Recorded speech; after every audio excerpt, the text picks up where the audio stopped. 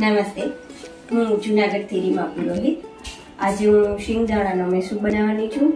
ગૃહિણી ચેફમાં મને મારી રેસીપી મૂકવાનો ચાન્સ મળ્યો એ બદલ હું એમનો આભાર માનું છું. હવે જોઈએ આપણે શિંગદાણાનો મેસૂબ. એના માટે આપણે સામગ્રી જોઈશે 1 કપ શેકેલા શિંગદાણાનો ભૂકો, 2 કપ ખાંડ, અને જો તમારે ગળ્યું ઓછું ખવાતું હોય તો ખાંડ 1.5 કપ લેવી, અને 3 કપ ગરમ કરેલું ઘી. એટલે કે 1, 2 અને 3 શિંગદાણાનો ભૂકો 1 કપ, 2 કપ ખાંડ અને 3 કપ ઘી, એ રીતનું મેથ રહેશે. હવે સૌ પ્રથમ આપણે એક કઢાઈ લઈશું. તેમાં આપણે ખાંડ પહેલા નાખશું. ખાંડ ડૂબે એટલું આપણે પાણી લઈશું.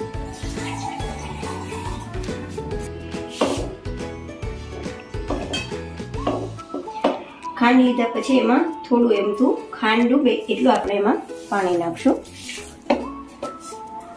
ત્યારબાદ આપણે શિંગદાણાનો ભૂકો છે 1 કપ લીધો છે તે આપણે એડ કરશું. હમણાં આપણે બધું એડ જ કરી દેવાનું છે. પછી આપણે 3 કપ ગરમ કરેલું ઘી. તમારે કોઈ બી એક માપ રાખવાનું છે. 1 કપ નાનો કે વાટકી કે કોઈ પણ તમારે જેટલી ક્વોન્ટિટીમાં બનાવવું હોય એ કપ પ્રમાણેનું માપ લઈ અને બધી વસ્તુ પ્રમાણે લેવાનું છે. બધી જ વસ્તુ ભેગી કરી અને આપણે એને લોટ આપણે ગરમ મૂકવાનું છે. અને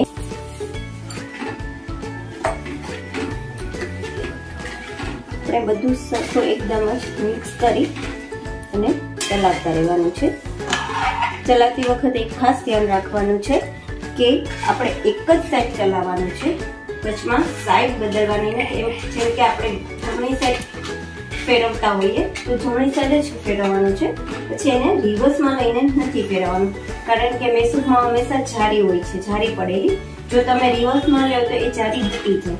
આ બધી જ વસ્તુ આપણે સાથે ભેગી કરી છે એટલે એમાં ચાસણી પણ જાતે એમાં ને એમાં જ થતી જશે અને જારી પણ પડતી જશે, જે આપણને છેલ્લે ખ્યાલ આવશે. એટલે એક સાઈડ જ ચલાવવાથી આપણે જાળી પણ પડશે.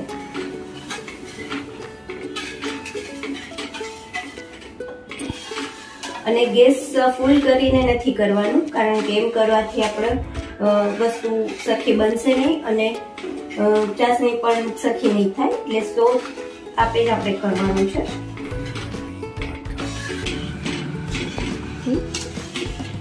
સૌ પ્રથમ આવું લિક્વિડ જેવું જ રહેશે. જેમ જેમ ખાંડ ઓગળશે અને ગરમ થશે એમ ઘટ થતું જશે અને આપણને થોડી હલાવવામાં બી આપણે એકદમ હલાવ્યા કરવું પડશે.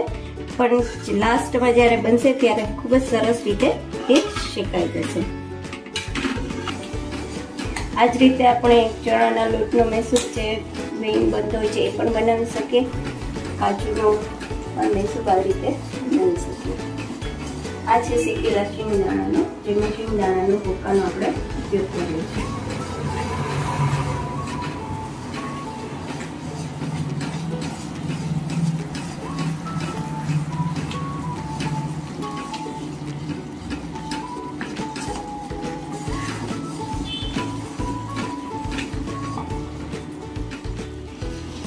હવે એકદમ ગરમ થઈ ગઈ છે એટલે હવે જો આખું એનું બદલાઈ ગયું છે, ચાસણી થવા માંડી છે અને ધીમે ધીમે આ બધું ઘટ્ટ થતું જશે. તમે જોઈ શકો છો પહેલા કરતાં ઘણું જ ઘટ્ટ થતું જાય છે અને એમાં જારી બી બનતી જશે. અંદર જ ચાસણી થતી જાય છે એટલે એને લઈને જારી પણ એક જ સાઈડ ચલાવીએ છીએ એટલે આખું તાર બનતો જાય અને એને લઈને જારી પડે. પહેલા સાવ લિક્વિડ જેવું હતું અને જેમ જેમ ગરમ થતું ગયું એમાંથી કટ થતું ગયું. હજી બી આનાથી કટ થશે અને બનશે ત્યારે એમાંથી ઘી એકદમ છૂટું પડશે એટલે આપણને ખ્યાલ આવે કે હવે બની ગયું છે.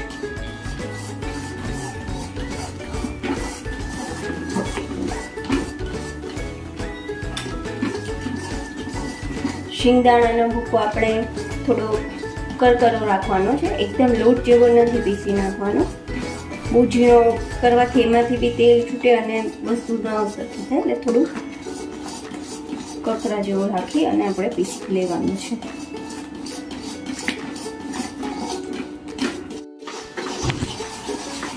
જોઈ શકો છો તમે હવે કે એમાં જારી બનતી જાય છે અને હવે આપણે બનવા આવ્યું છે.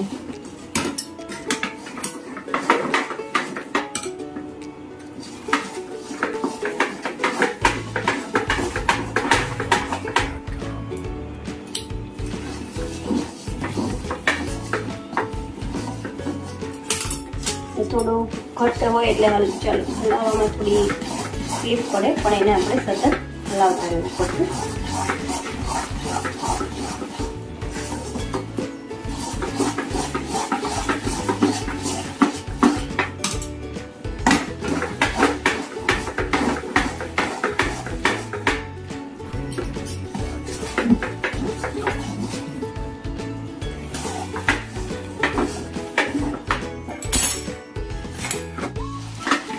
હવે જો દેખાય છે આપણને ઘી ઘણું છૂટું પડે છે, એટલે એનો મતલબ કે હવે બનવા આવ્યો છે અને લોયામાંથી આપણું બધું પણ છૂટું પડવા માંડ્યું છે, શિંગદાણાનું ભૂકોને બધું.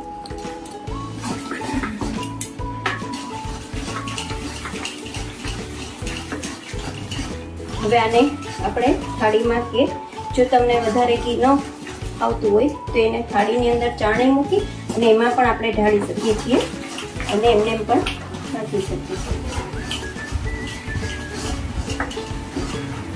હજી થોડી વખત આપણે ચલાવશું એને.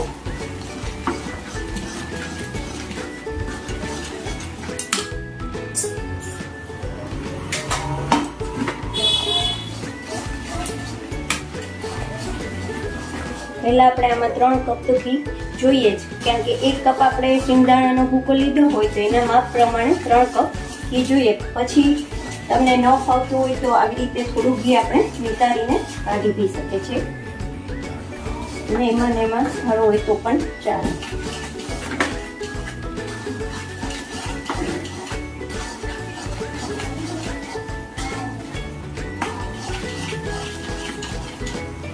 જોઈ શકો છો હવે એ છૂટું પડી ગયું છે અને ઘી બધું છૂટું પડી ગયું છે.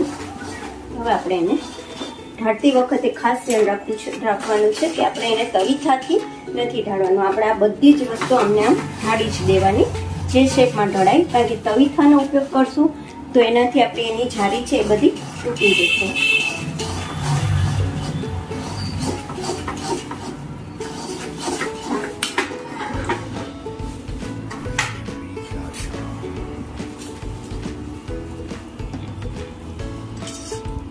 આવી જ રીતે આપણે એને ઢાળી દેવાનું છે, એને ઠપકારવાનું બી નથી, થાળી બી પછાડવાની નથી, નહીંતર એની જારી તૂટી જશે.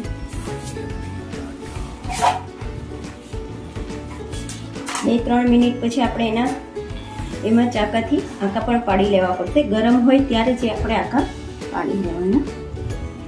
હવે એને ઠરવા દેશું. ઠર્યા બાદ આપણે એને પીસ નીકળશે.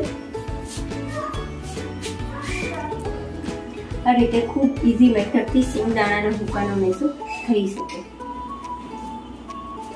આ જોઈ શકો છો તમે. હવે ઠર્યા પછી એને આપણે પીસ પાડેલા હતા એને આપણે પ્લેટમાં કાઢી અને એમાં ડબલ કલર પણ આવી ગયો છે